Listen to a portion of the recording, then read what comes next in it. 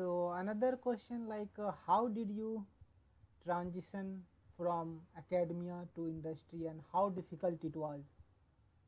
So the first of the thing is like, let me tell you like this. So in India, mostly we go for PhD. In India, we do not have any industry. Mm-hmm. So if we are doing PhD, we have a mindset like we are going to be a professor or something in academics usually. Mm-hmm. And that was my mindset before coming to Taiwan. Okay. And when I came to Taiwan, initially my mindset was like that only. But unfortunately, when I came to Taiwan, the research facilities are very good, but still the research level is not good. Like publishing good paper is very difficult here. Publish, and if you do not publish good papers, it will be very hard to go to academia. Like Yeah. people in India, they are also publishing the same paper, 5 or 6 or 7 impact factor. Mm-hmm. So and they are publishing in more number. They are publishing like 20, 30 papers, and here you are publishing only 2 or 3 papers in 5, 6 years. So you cannot compete with them. So definitely you need to think about other alternative. Okay. Mm-hmm.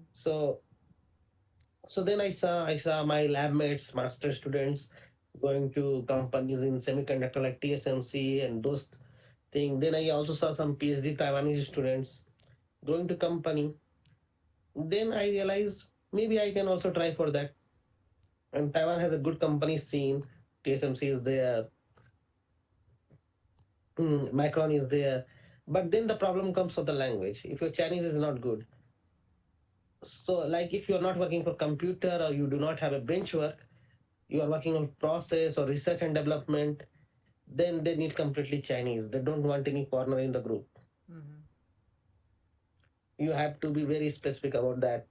Because I tried to have some jack, like some referral, but it did not work because I was told that I need to have very good Chinese skill.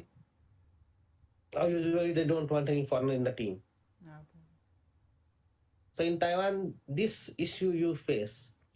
So I was lucky in that case. Like I keep applying. Like in TSMC, I applied like 60 to 70 jobs related to research and development, which were matching my area. Mm-hmm. In Macron, I applied 43 jobs, Oh. Mm-hmm. and I kept applying. In total, if I see my LinkedIn profile, I have applied more than 1,000 jobs.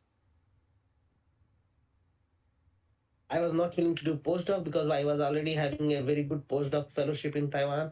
Like I was Academia Sinica postdoc fellow, that is like highest salary per fellowship for Mm-hmm. postdoc. So I was thinking to transition to industry, so I was just applying to industry.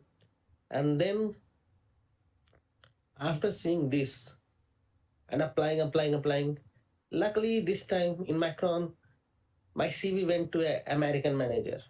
Yeah. So Mm-hmm. American manager, they do not have the problem of language or those things. Mm-hmm.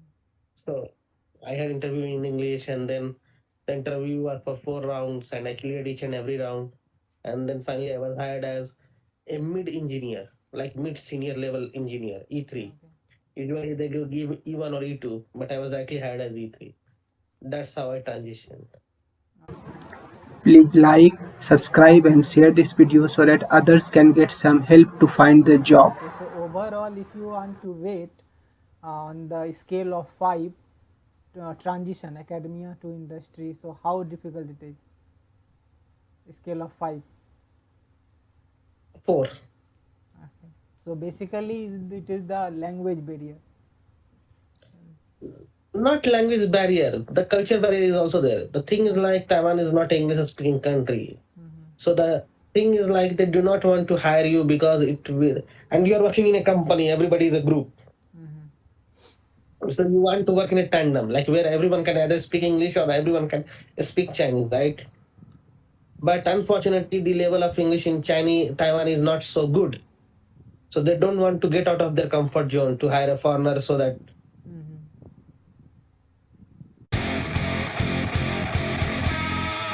You have already made the transition in the industry. So how is your industry life and how it is different from the academia?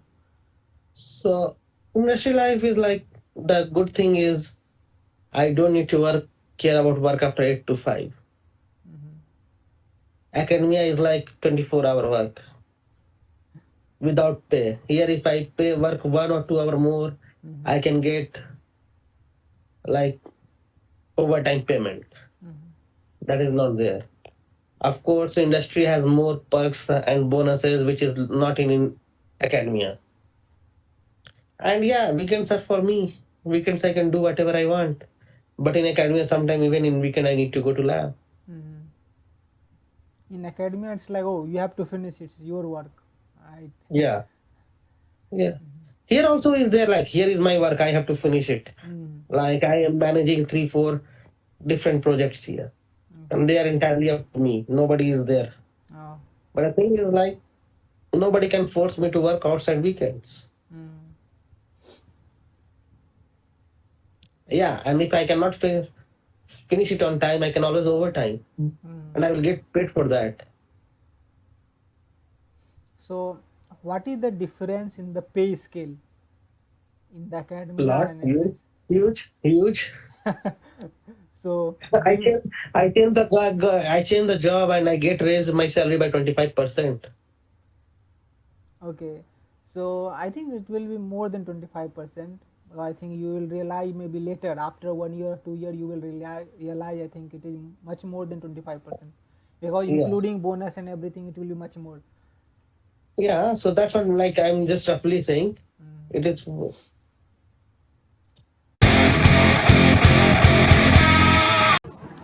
Please like, subscribe and share this video so that others can get some help.